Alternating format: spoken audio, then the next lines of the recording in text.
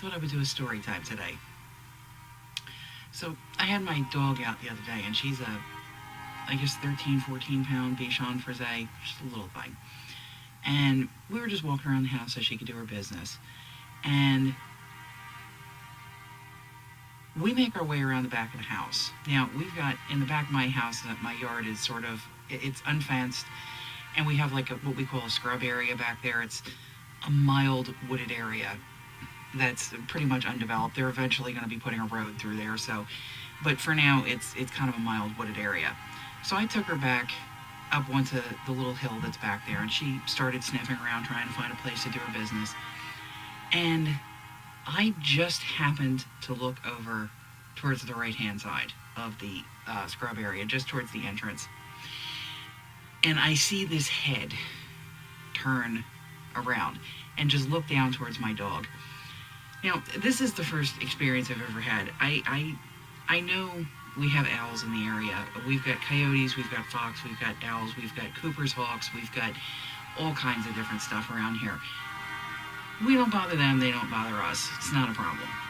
So, this was a little bit different though. Night was getting ready to fall. It was around 5:30, so it was starting to get a little dark, but it wasn't terrible.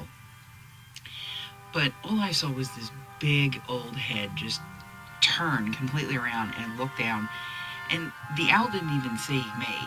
All she saw, or he, I don't know what it was, all it saw was my dog. So I start yelling for my dog. I'm like, Sadie, come back, Sadie, Sadie. And Sadie's very, very stubborn, and she doesn't do tricks and follow orders very easily. So she kind of looked at me like, I'm gonna blow you off. But she must have read my body language and realized that something was seriously wrong. So she turns around and she starts running towards me. And I managed to get myself between her and the owl, because at this point the owl's wings are flapping.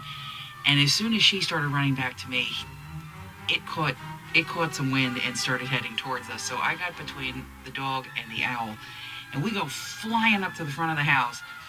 Managed to get the dog back into the house. The poor thing never did get to do her business that evening. And I can hear the owl. There's another tree on the side of the house, so I can hear the owl sitting in the tree. And me and the dog are sitting in the house, just in the hallway, and I'm trying to take her harness and everything off.